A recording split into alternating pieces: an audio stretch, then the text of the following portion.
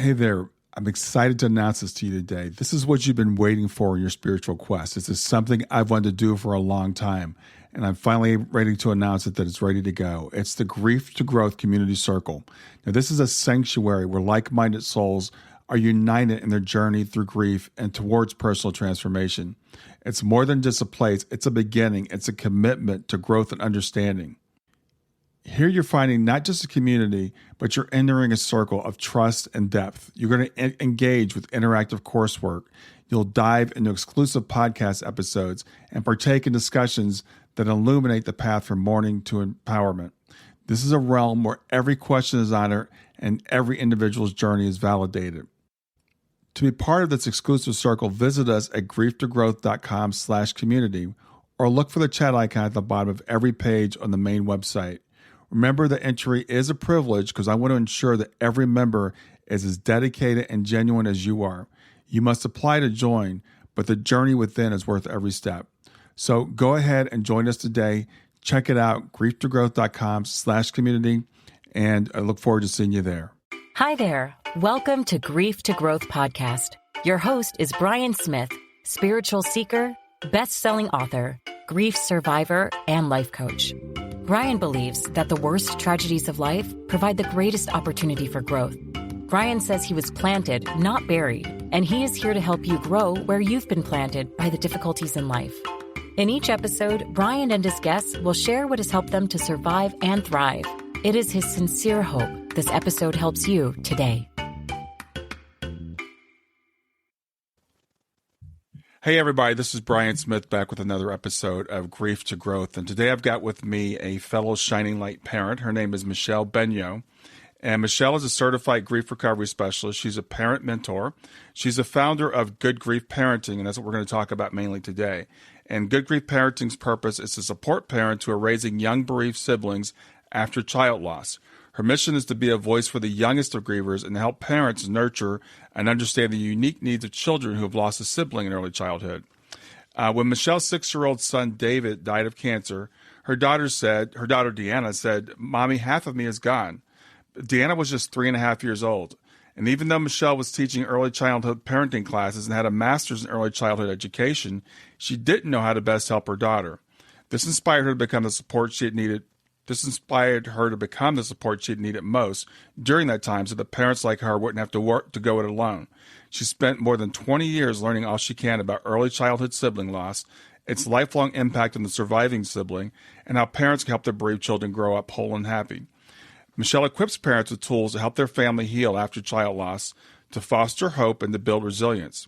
Parents who work with Michele tap into their own wisdom and gain the insights, skills, and confidence to live forward toward a future bright with possibilities and joy. When she's not helping parents, Michele enjoys adventures with her daughter, dinner with friends, seeking out keto recipes to satisfy her sweet tooth, and hiking the woods and lake country of beautiful Minnesota. So with that, I'd like to welcome to Grief to Growth, Michele Benyo. Thank you, Brian. I'm really happy to be here. Yeah, it's good to have you. And I have to say that, and I was telling you before we got on the air, I work with a lot of grieving parents. And one of the questions I get asked most often is, how do I handle the surviving child? You know, a lot of times that surviving child gets kind of overlooked. We don't know how to handle early childhood, that kind of thing. And it's a huge impact on that child, as you said in your bio, for the rest of their life. So tell me about David. I always give people a chance to talk about their kids. So tell me about David and tell me about how you get started with Good Grief Parenting. Okay. Well, I was an early childhood parent educator when I had David. I was in my mid-30s. And so I had lived a lot of good life, had a lot of good roles, and learned about being an early childhood parent educator when I became a mom. And he was my first child. And that I thought that would be just a great thing to do. So I went back and got my license and my master's and started working with families who had young children like mine. I had David first and then Deanna, and was a parent educator working with these families when at the age of 4.5, David was diagnosed with cancer. And the interesting thing was that in getting my degree at the university, I'd encountered from one of my professors, Ted Bowman, his information about loss of dreams for families. Mm-hmm. And it had really touched me as someone who was getting trained to work with families. And I thought, I just really want to help families have dreams when they've lost their dreams. And little did I know that just really less than a year later, I would be challenged with that myself. And so David went through 2.5 years of cancer treatment. Deanna was 15 months old when her brother was diagnosed. Mm-hmm. And so she went through the 2s and 3s, and we all know about the 2s and 3s. They're called the terrible 2s. And she went through that phase when her brother was in the hospital and we were in and out of the hospital. And she was as good as gold. She toilet trained herself because I just couldn't focus on that task. Mm-hmm. And she never was a terrible 2 or a terrible 3. But it was a tough journey for all of us. And we decided early, my daughter, as the bio indicates, was really my teacher in this journey, not only because of what she said at 3.5, but because of what she did the first night her brother was in the hospital. We were home alone and Dad and David were in the hospital. She was 15 months old.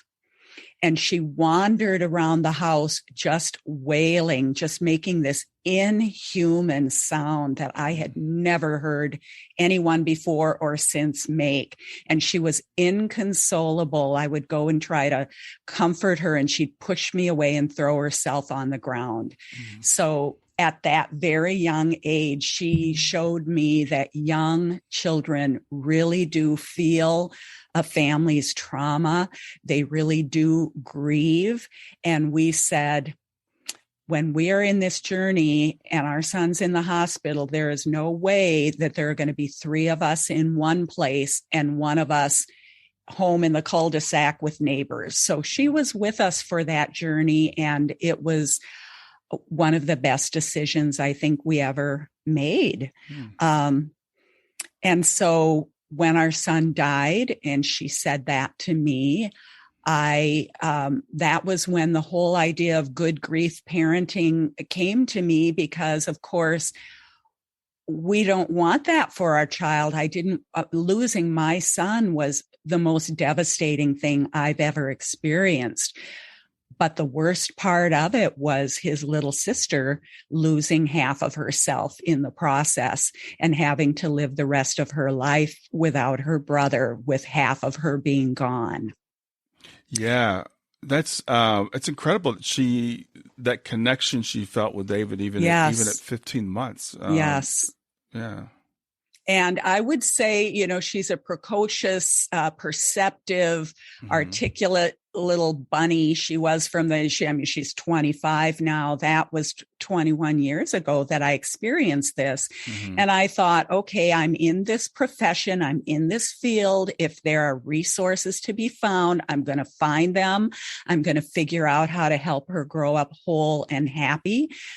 But, Brian, I didn't find those resources. They weren't out there. We didn't have the internet resources that we have now. We didn't have many of the books that have been written now. And so I realized that I would have to do this myself.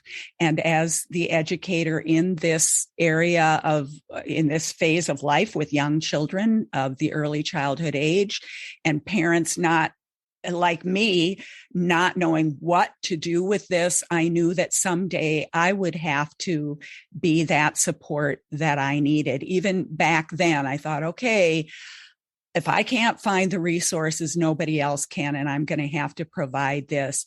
What I didn't realize was that it was going to take me, 18, 19 years to feel like I could really offer this to other parents, because there's so much to navigate which I don't think most people really understand or realize. There's so much to navigate to raise that child from 3.5 to adulthood as a bereaved sibling, and me as a bereaved parent. Yeah, absolutely. There is so much to navigate. So how is grief different in children than it is for adults? Stay with us. We'll be right back. Hey there, something I want to tell you about today. My podcast platform, Buzzsprout, has recently made it easier for me to allow you to support me financially. Go to www.grieftogrowth.com/subscribe. That's grief2growth.com/subscribe. And once you're there, you can sign up to support me financially. Now, you can do it for as little as $3 a month, or of course, as much as you'd like. If you do that, you'll get access to bonus episodes, and you'll see those in the regular feed. They'll have a lock on them. But when you become a subscriber, you'll actually get access to your own private feed, and you'll be able to listen to the regular podcast along with the bonus podcast for the subscribers. I want to thank you for listening. I want to thank you for sharing the podcast. And I want to thank those of you who support me financially. Have a great day, and on to the episode.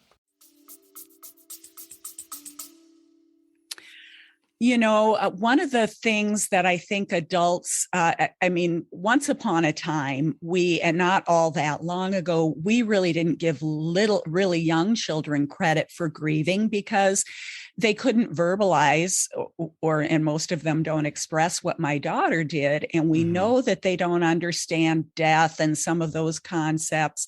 And we don't recognize how quickly and deeply they can be attached, and that just like anybody else, they're going to feel the absence. And so we don't recognize many of the behaviors that a grieving child might do as grief because we think that it's just age-appropriate behavior or it's just development.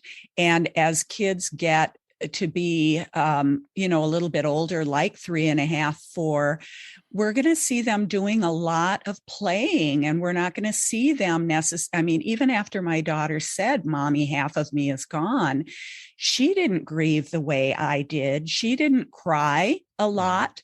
She was playing by herself a lot. And if I tuned in, I could hear that she was playing. David was always there.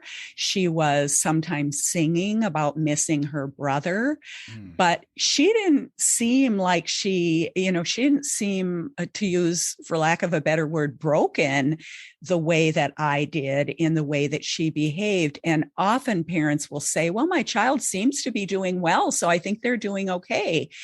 And I can pretty much guarantee you that they're probably not. Inside, they're confused.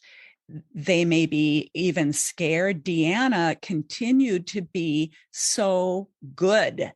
And we would say to her, "Honey, you don't have to always be good. It's okay for you to be mad," because she was so good. She didn't want to upset me. She didn't want to upset her dad. She didn't want to rock the boat. She didn't want to cause any problems. And so children sometimes grieve by being very good, by kind of fading into the background, not wanting to rock the boat. Sometimes they may grieve by reverting to behaviors we thought we'd gotten over with them. A child may become whinier or clingier. Sometimes they become more boisterous and aggressive and irritable, and they end up getting disciplined because these young kids are needing to learn boundaries. And so we mistakenly believe as adults that that they're just kind of doing age appropriate behavior, and we need to reinforce boundaries. And so, and sometimes they may even exhibit physical behaviors. One parent shared with me a story of a sibling that was having stomach aches and just unable to sleep. And she wondered if it was grief. And she asked the pediatrician, and the pediatrician said, well, the sibling died 6 months ago. The child should be over it by now. And I thought, oh, what Oh, how awful that the pediatrician didn't recognize that those kinds of symptoms too can be grief in this little one's body and that it can Sure. last for a long time. So their grief is very often not recognized as grief. Hmm. I'm Mm-hmm. curious. I know that Deanna was very young when David died. We're going to talk about the died word too, because I don't Mm-hmm. use that word. Yes. But Deanna was very young. Have you studied how does it affect older children, like teenagers? Because I find a lot of parents, it's like we end up with teenagers and young Yes. adults that are going through it. So how is Yes. that different than with younger children? Well, my area of expertise really is the early childhood age around all of the, the importance of that identity piece and that development that happens in those formative years. Mm-hmm. I have, though, tried to read just about every book that's been written about sibling loss. Mm-hmm. And there are certainly some things that are similar. And it is that piece that a child may not be verbal about it. They may become moodier. Again, I would just encourage someone with an older child to look at their behavior. Are they starting to, be more withdrawn? Are they starting to be more irritable? Are they just much more quiet? Have they lost interest in the things that they used to find interest in? Kids don't typically talk about it. And one of the main pieces of advice I would give a parent of any age, and this is hard for us as parents, is to open up and invite the conversation with the child that has had this loss. Because if we don't open up the conversation, we can't expect them to have it with us. Mm-hmm. And sometimes with older kids, especially, I think we may open up the conversation and they may not want to talk about it. That can be really hard for us because we're trying to help them, but they don't seem helped. But the main thing is for them to know that they can talk to us when they're ready, not to force them to talk because that doesn't help, but just being a parent that can say the loved one's name, that can share memories, that can not allow the elephant to grow in the room. Because if we don't talk about the loss, because we don't want to upset the child, we're just going to create a space that isn't safe to talk and where that elephant just gets bigger and bigger. So that I would say is true of a child of any age, is that they need opportunities to talk and to pay attention to their behavior that may not be typical, and just let them know, share with them how you're feeling, so that, if you don't want to ask them how they're feeling because they're not necessarily going to want to talk to you about that, you can say, this is how I'm feeling. Do you ever feel that way? Or, what do you miss the most about so-and-so? Ask them some questions that maybe they can answer that will tune you into what they're feeling. So those would be some suggestions. That's good to hear, because that's what I've been telling people. So it's good to know. Yes, absolutely. My experience, my daughter was, Kayla was 18 when Shayna passed, and Shayna was, 15 and a half. Yeah, so hard. I find when I talk to a lot of other parents, it's the same.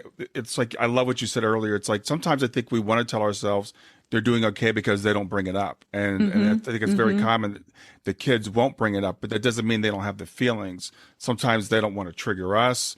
Sometimes they're afraid to be vulnerable. They don't want to cry in front of us. So what I've done with my daughter is just try to do it by example. Just keep talking about Shayna and expressing how I feel, and giving her that opportunity, to come around when she's ready. So I appreciate How that. does she seem to be responding to that? Does she talk with you, or is she? Yeah, she does. It's been almost, it's been 6.5 years now. So she's 20, she'll be 25 in a couple of weeks. So yeah, we have a really good open thing. We talk about Shayna. We included her. So like when we were making the arrangements, we said, what do you want? What do you think Shayna would want? putting up pictures of Shayna in the house. We asked, even though she wasn't living in the house at the time, how do you feel about this? So we just, and she told us like certain things, like we were talking about, we did have Shayna's body cremated. And so we talked about getting an urn. She said, no ashes in the house. It's creepy. So we said, okay. Mm-hmm. So we won't put an urn in the house. So we let her be involved in that. Yeah. Oh, that's really wonderful. And that is just such a way of helping them face the grief and grow with the grief. And, she will, as Deanna's 25 now. And of course, I've seen her through so many ages. Yeah. I saw her become her brother's age, and how that kind of, made her think about, am I going to die now? I saw her go off to school and actually find some comfort in that. She asked me when she went to first grade, if David were alive, what grade would he be in? And I said, he'd be in fourth grade. And she said, oh, good, then he'd be in my school. And she took a lot of comfort from that, but it's like, he's not here, but yet thinking that he would be in her school with her gave her some comfort. So, and I've just seen her through so many places where those secondary losses just kind of rear their ugly heads, the year that he would have graduated from high school and some of her friends' siblings were graduating from high school and her brother wasn't there. She drew a picture of him in his cap and gown and actually made him the valedictorian of his class, Wow. And so that's the other thing about children, whatever age they are, they're going to encounter times in their lives where the absence of their sibling is just so profound. Some of David's classmates had pictures of him. One of them had a Pokemon table with his picture at their graduation party. And his cousin, my sister's daughter, had a picture of him at her wedding. And Deanna Deanna will too, I'm sure. And so, yes. And with your daughter too, there will be times when we'll just need to have conversations about how they're feeling now in this new part of their life, and being able to have that foundation of conversation so that can continue when it needs to is just so important. Yeah, as you're saying, I was just kind of smiling, and I think it's going to be so comforting to a lot of parents, because one of the big fears we have when our children pass is everybody's going to forget them. Yes, and for David to have been 6 years old in the past 20 years ago, I was wondering if Deanna would even remember much about him. She doesn't. Yeah, but she still includes him in her life. Yeah. It really is hard for her that she doesn't have her own memories. She knows the stories, she sees the pictures, but she doesn't feel like she actually remembers him. And we live next door to a family of 4, where one of the boys was David's age and his friend. And so that boy next door can actually remembers David, and she doesn't actually remember him. And that's very hard for her. Yeah. That makes it even more interesting that she keeps him included in her life. Right. And I know as a parent, again, that's a big fear that we have. Some parents, we feel like we're going to forget our kids, and other people aren't going to say their names. So hearing that David is still part of your family and still part of your traditions. And my nephew got married a couple of years ago, and the kids all wore pictures of Shayna, like the guys under their ties and the girls under the hem of their dresses. And it was so comforting to us that, Shayna was part of that. And it had been, at least 4 years since she had passed. Yes. Well, and that speaks to how you remembered Shayna, because sometimes, and I think especially for young children, I also talk to parents who have had a stillborn child, or have had a late term miscarriage. And, families sometimes get advice about what to do or not to do that keeps that child present. And certainly you said your your daughter who died was 15. Mm-hmm, mm-hmm. Yes. And, with a child that's been out in the world, had friends, done things, been known, it's one thing. But even so, sometimes people feel like others expect them to sort of leave this person behind. Good old Freud's idea of grief was to close that door, to end that relationship and move on. And some people still kind of indicate that maybe that's what we should do. But one of the other things that I think is so important for parents and families to recognize is the importance and healing impact of those, what we call continuing bonds. Are you familiar with the continuing bonds idea of grief? Yes, absolutely. And it's so important. And I'm so glad that this has come front and center as a healthy way to grieve, because it wasn't that long ago that people were discouraged from that. And so that willingness to speak their name, to include them, maybe have some holiday traditions or celebrations where they are a part of it, and just to share the memories and let other people in our children's lives and our lives know that we want to keep that presence with us. So, yeah. Yeah, it's interesting because I work with people that are experts in grief, and I work with, her name is Dr. Terry Daniel. We've done a lot of things together. And we talk about, the continuing bonds thing, which at one time was considered almost kind of pathological because you were supposed to just let go and move on. And this brings us around to the word we talked about before, the D word, before we got on the air, that I don't typically use. And I had a grief counselor come over the house after Shayna died. And she said, I know that people are starting to heal when they can start to use that word, because that's when they've accepted the fact that this person has died. So why do you feel it's important to use that word? Stay with us. We'll be right back. Hi there, I'm really excited to tell you about my latest ebook. It's 4 lessons that you can learn from the near-death experience without going through all the trouble of dying to learn them. I've been studying NDEs for several years now. I am completely convinced that not only are they 100% real, but that there's some very universal wisdom that we can get from the near-death experience. And I've distilled that down in this book into 4 short lessons. And I've also given you all the reasons why I believe that NDEs are absolutely real. So go to www.grieftogrowth.com/NDE lessons to pick it up for free. www.grieftogrowth.com/NDE lessons. I hope you enjoy it. I really feel it's important for parents of young children who don't understand yet what death is.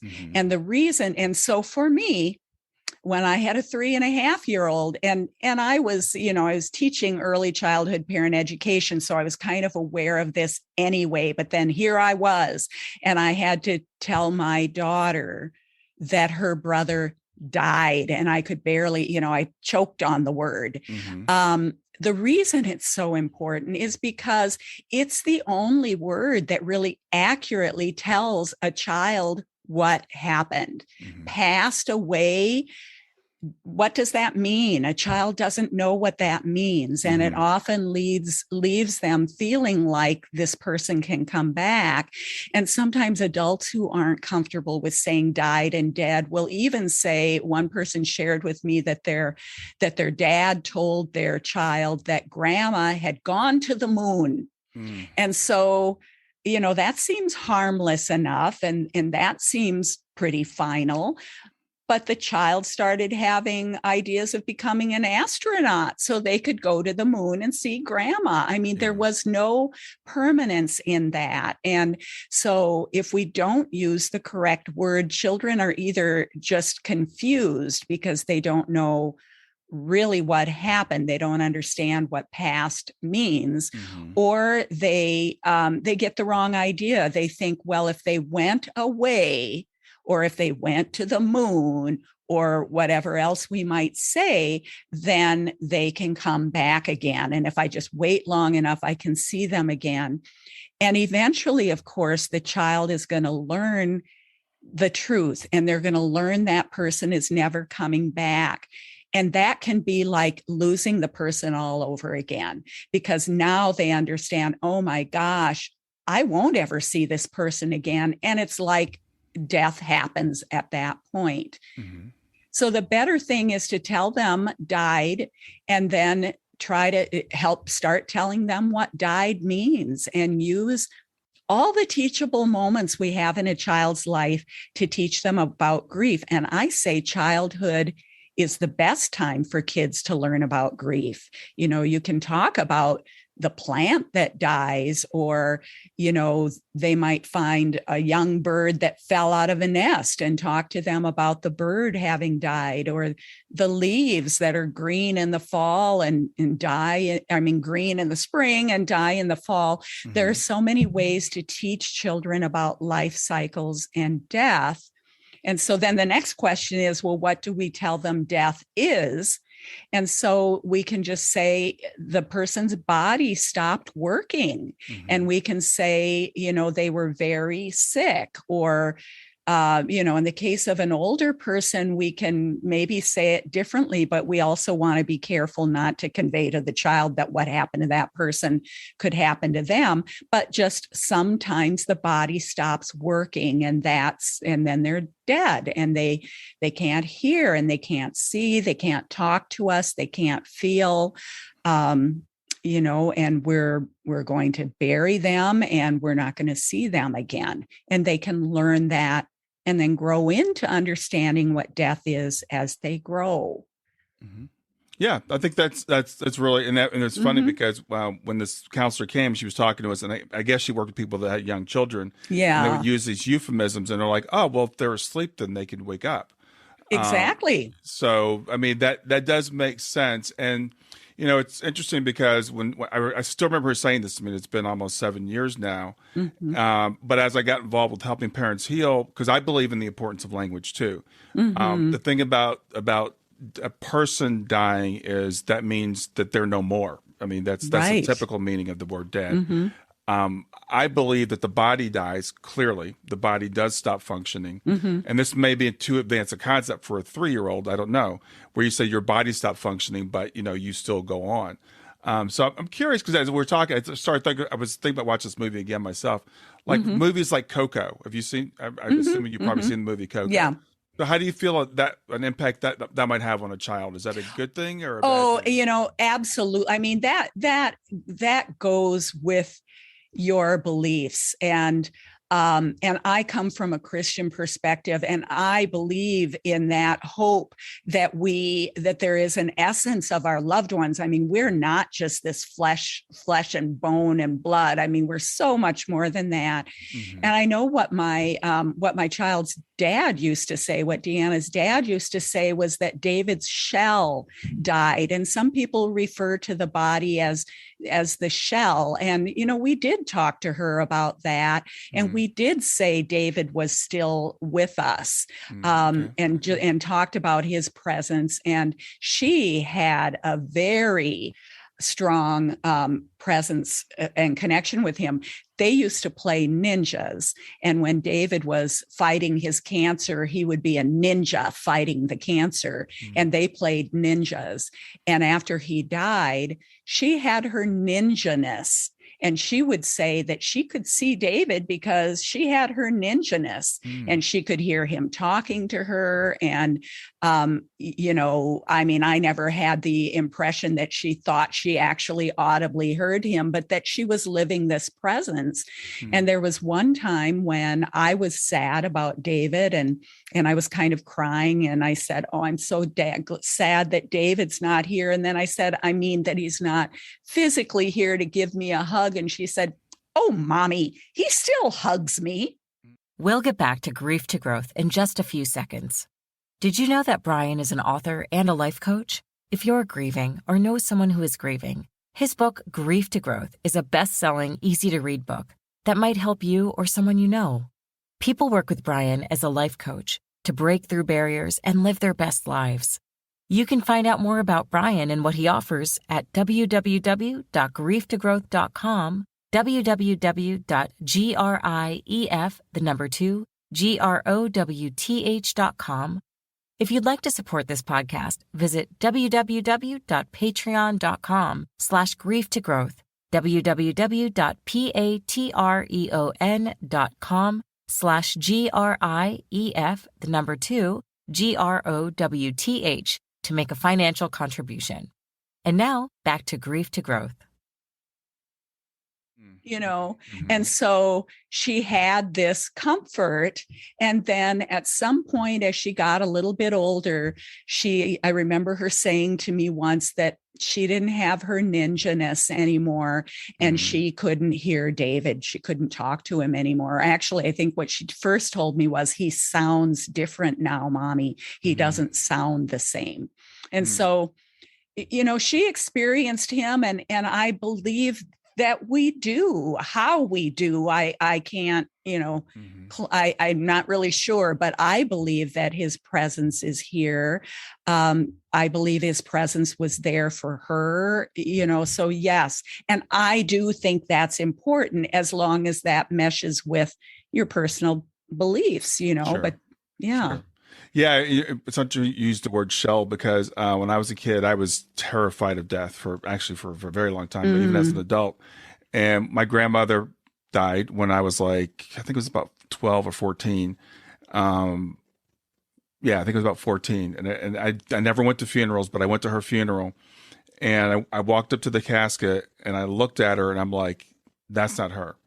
It just hit me. It's like, that's not my grandmother.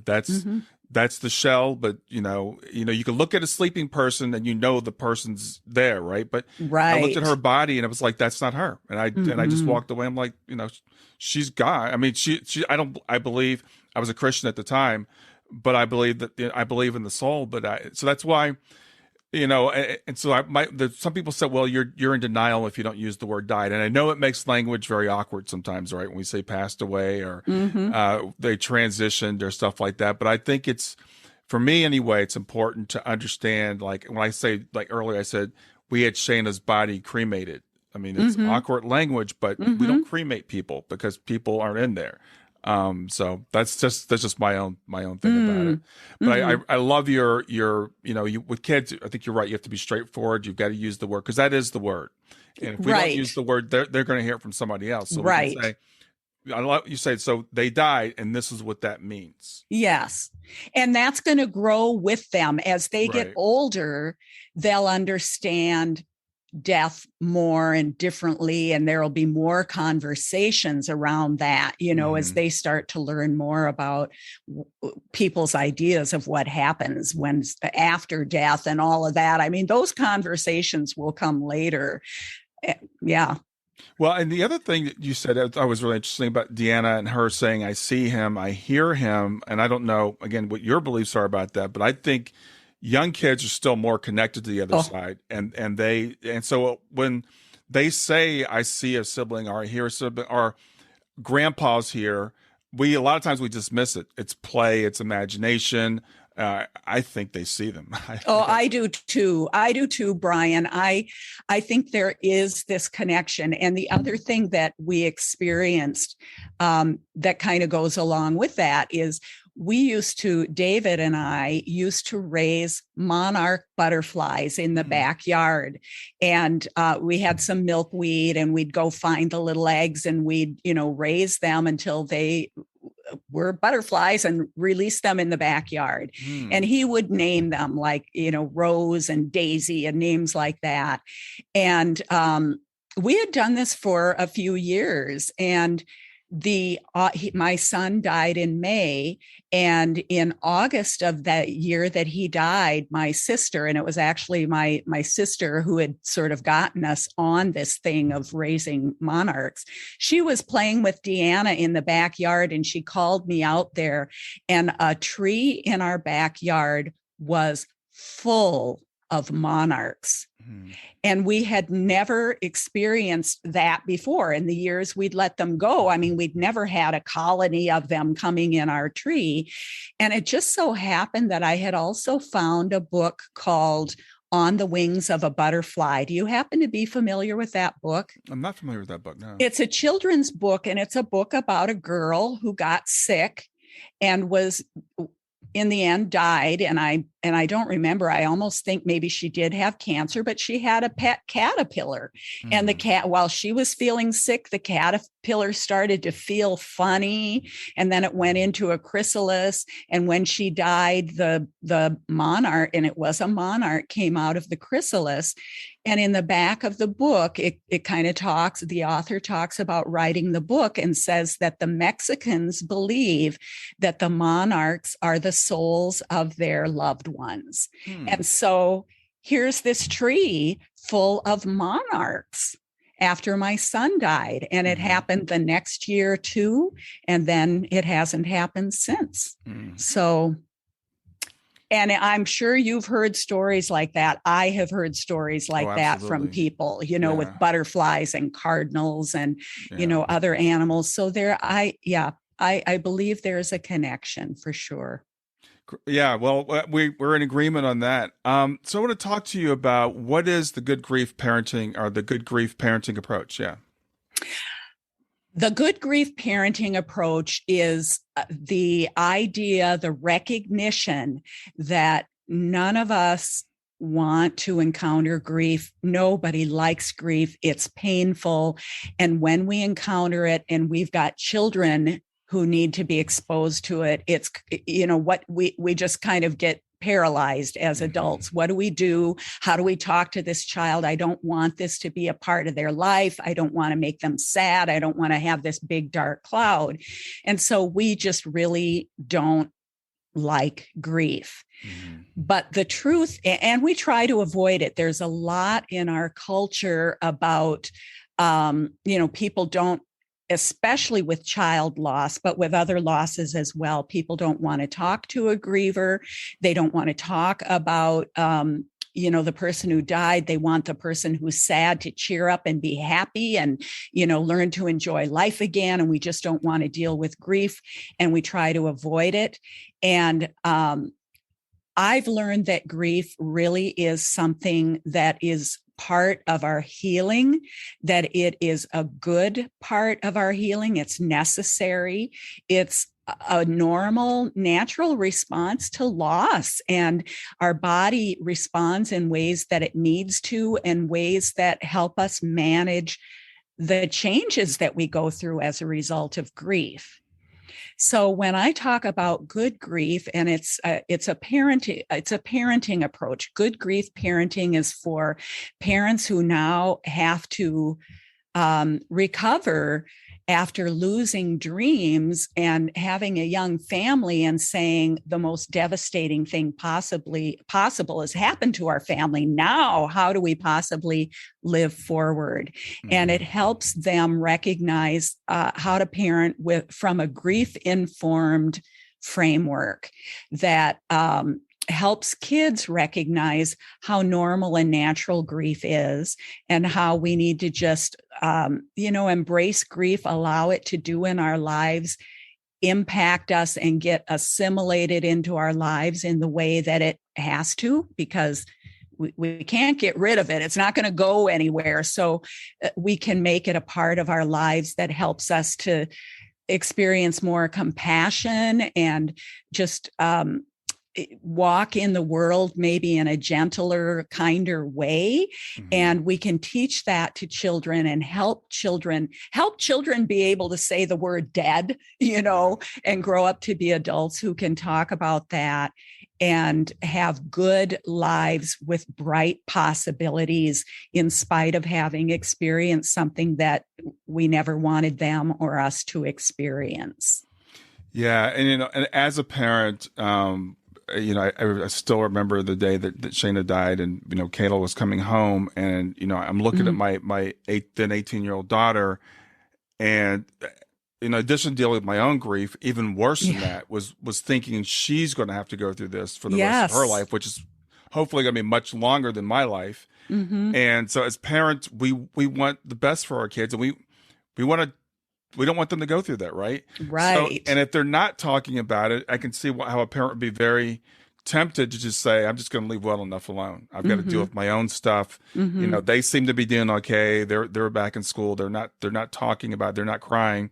So we might use that as an excuse. Right. Just kind of check out. And I hear you saying, and I think it's very important, we need to help them process that because otherwise it's going to come back.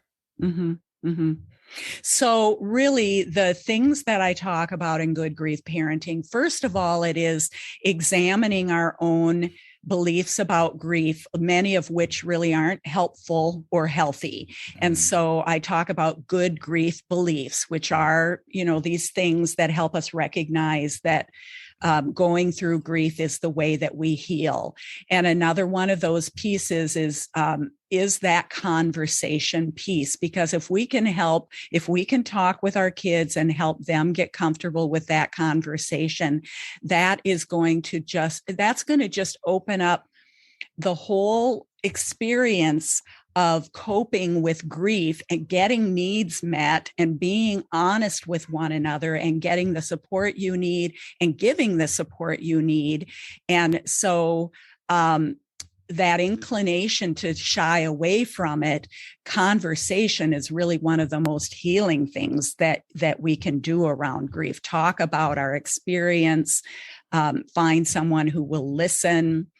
Those who try to comfort a griever, need to also recognize there's absolutely nothing you can say that's going to heal that grief. It's just your presence and your compassion and your willingness to listen that are going to, and not forget, that are going to be so very, very helpful. Another thing that I mention in good grief parenting is the essential messages that children need to hear, because when their world is shaken by the loss of another young person, like you say, we want our kids to live a lot longer than we do. We don't expect them to go before us. And so the child also, the sibling that's left, the friends that are left, see their innocence is stolen, that young people can die. Right. And so, and they also examine, they see how you feel, and they're wondering, where does this leave me? Often Deanna wondered, would it have been better if I had died instead of David? Because they talk so much about David, they miss David so much. So it's also important as a parent to be sure that you are reinforcing those messages of value, those essential messages for your living child. And, I love David. I miss him so much, but I am so glad you are here because I love you so much. And I'm glad you're still here, and just sharing essential messages about how you value that child, how that they can handle this and other hard things that they go through, those messages that encourage them to prevail through this and let them know that we're going to prevail through this. So that essential messages is a part of it. Continuing bonds is a part of it. I have 4 heartbeats, and they are that, the good grief beliefs, the continuing bonds, the essential messages, and then making the choices to live forward in healthy ways. What do we have to do if we're going to assimilate grief in healthy ways into our lives? What's that going to look like? What do we have to do? And so that's kind of those, I call them choice actions, just being intentional about how we're going to live forward with our grief. And that's the 4th heartbeat. Yeah, I think it's so important because our kids are looking at us to kind of model that for them. And I know as a parent, when you lose a child dies, you're going through your own thing and you're wondering how you're going to make it. But I think it's really important that you always give hope to your child that you are going to make it and that they can make it too, because it's such a devastating thing. And it's so unfair to that child. You said that loss of innocence, the knowing that this can happen. And then, my daughter, I remember it broke my heart when she said, because similar to what Michelle said, or what Deanna said, "Mommy, half of me is gone." She said, "I never wanted to be an only child," and she was the older, so she always looked forward to her sister coming. She was 3 when Shayna was born. So, and they were like twin flames. So she was like, this, I don't know if I can do this. I think that was kind of her attitude. So I was going to ask you, do you work with parents and then they in turn work with children? Or do you work with children directly? No, I work with parents. I work with them on how to parent this child, and and it's a lot of just good, sound parenting. Anything that I offer in my Good Grief Parenting course and my coaching would be really good guidance for any parent. I mean, essential messages, every child needs those. And there are any number of reasons why, that may not be kind of front and center for parents to communicate that. And so, but yes, so I support children. My mission really is the child, but I do it by helping the parent with parenting. And the only way that I can help them with the parenting is to help them with their own grief first. So I start with that self-care piece. And, the very first thing that a parent needs to do and can do to help their child is take care of themselves, make sure they're taking care of their grief and getting the support that they need, and recognizing that as much as your child needs you, your child also needs for you to take care of yourself. So my focus is on parenting to help the child be healthy and happy and whole. And that means that the parent has to be healthy and happy and whole. Yes. I totally agree 100%. And that's one of the things that I when I'm working with clients, I tell one of my big messages is self-care, because so many times we, especially again, as parents, and I work with a lot of women, and especially women, I think they're so used to being the caregivers and not the care receiver. And the analogy I always use is put your own mask on first. Me too. Yeah, you've got to take care of yourself first. And your work, I think, is so important because, again, as parents, we can be so lost, and we don't get great advice as to even how to be a parent, right? I remember when we put Kayla in the car to bring her home from the hospital. When she was born, I'm like, "Where's the owner's manual? How do we how do we do this?" And when this happens, it's nice to have someone that's gone through it like yourself, and who's done these studies and can say, okay, here are the messages your child needs to hear from you, and here's how your child's grief is different from yours, because it's been my observation too. Children do grieve differently, which doesn't mean they don't grieve, and I think that could be a trap that we could fall into. And because they are children, the way that they grieve is also going to change over the years. I mean, the way a 3.5-year-old grieves, and that's the challenge of supporting a grieving child too, is that you can't just deal with their grief at the time of the loss and say, okay, we've got our handle on this, because when they get to be teens and when they get to be young adults, and start families of their own, they're going to have all these different types of grief that we're going to have to help them through as well. So yeah, it's a lifelong experience and journey. It is, but it's funny. It's not funny. I heard someone say the other day that the death of a child is a life sentence, and which is it just broke my heart. Such a negative thing. And people will ask me, well, is this grief going to last for the rest of my life? And I'm like, yes and no. It's not going to be the same for the rest of your life. It will change. It will grow with you, and you'll grow with it. And I think you'll be a stronger, better person. But we also don't get over it. We don't just get over it and put it away. So in that sense, it's always there. But it's not a life sentence in terms of it's a punishment. It can be, and I love that your term "good grief," because it can be an opportunity if we take it as an opportunity. And I'm it sounds like your daughter Deanna is a fantastic person that's integrated this into her life, and it's made her more resilient, probably more compassionate. Because of David's situation. And, grievers need to recognize that how you move forward I say live forward, because living forward implies that you're making intentional choices to make the best of being alive. I mean, it's more than moving forward, it's living forward. Mm-hmm. And the point is that it is all a choice, and you can choose to have a happy family even after you've lost a child. It's hard, Mm-hmm. and it's not instantaneous, and it's not final in that, you can I still have my temper tantrum moments, I say, when I just want my son back and I just don't want him to be gone, but they're short-lived and my life is good. And I do see there are gifts in grief if you can look for them and find them and be open to them. And so, that is the important thing, that saying that grief doesn't end, isn't a negative thing, doesn't have to be a negative thing. It means that you'll assimilate it and you can get some goodness from it.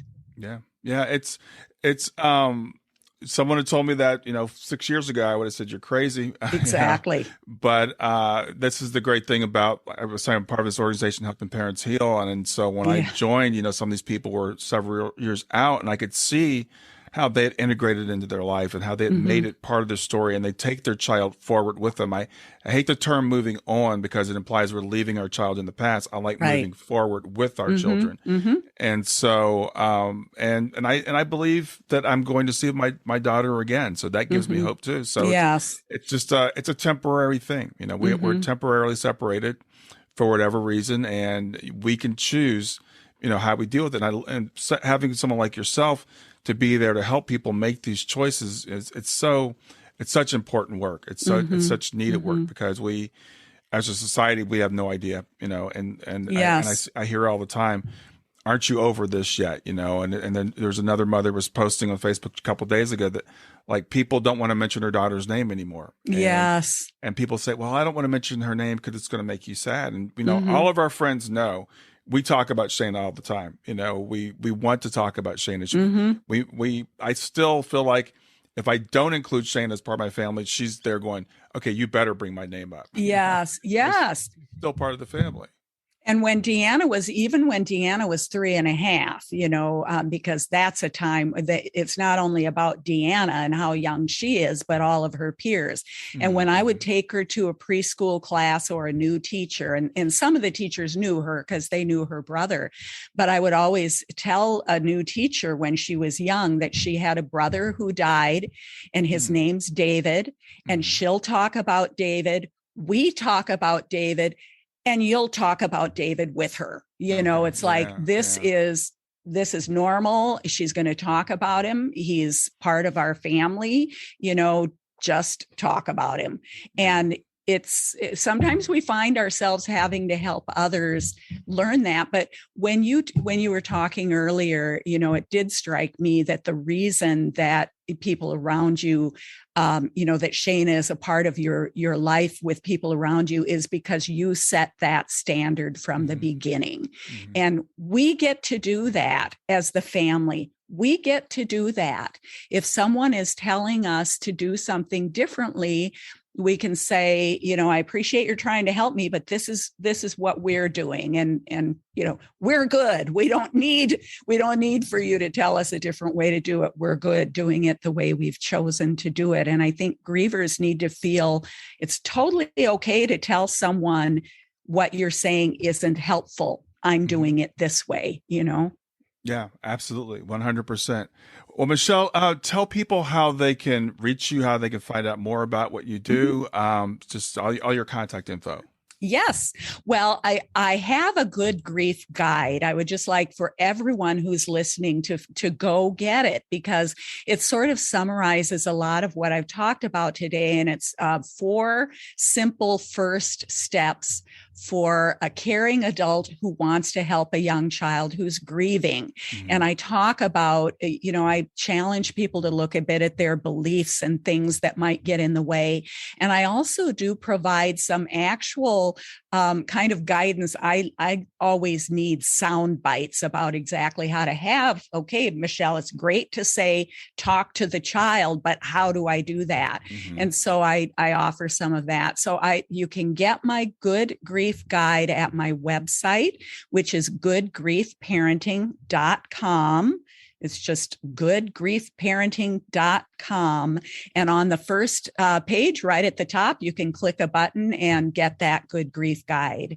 And this will be helpful for you when your child is grieving any loss that they've had. It doesn't have to be the death of a loved one. It could be, moving and not having the bedroom that they loved anymore, or their dog dying, or, divorce, some of those other losses that children experience.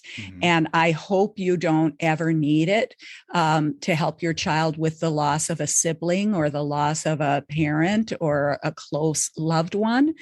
But if you do, you'll have it. So I would just recommend going and downloading that.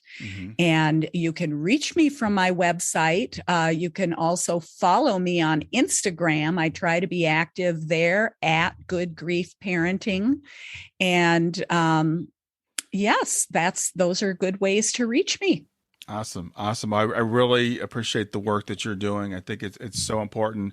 And you said something there at the end, and I think we should talk about that also. This is not just about sibling loss. I want to just emphasize that. Yes. It could be the loss of a grandmother, So yes. Sibling loss is more rare, but we're all going to have a grandparent or a dog, or a chameleon in my daughter's case. Yes. Yes. So. A gecko. She had geckos. Yes. I think it's, and grief it comes in all forms, and it's going to come to all of us eventually. So all these things, all these techniques are good for us all to learn even before we need them. That'll be even better. Yes. And those losses your child has are opportunities for them to learn skills sooner rather than later to deal with grief. And we don't want it for them, but use it as an opportunity to help them develop those life skills that are going to serve them so well. Yeah. Well, Michele, thanks for being here. It's been great meeting you. Thank you, Brian. I appreciate the opportunity. And I also just really appreciate the work that you're doing, supporting parents. And there just can't be enough of us out there doing that. So thank you so much. And thanks for inviting me to talk with you today. It was a wonderful conversation. Thanks for listening to Grief to Growth. Brian hopes that you find this episode helpful and will come back for future episodes. Brian's best-selling book, Grief to Growth, Planted Not Buried, is a great resource for anyone who is coping with grief or knows someone who is. If you enjoy the podcast and would like to support it, there are 3 things you can do to help. The first is to share the podcast with someone that you think it will help. The second is to go to iTunes, rate, and review the episode. The third way you can support the podcast is by becoming a patron.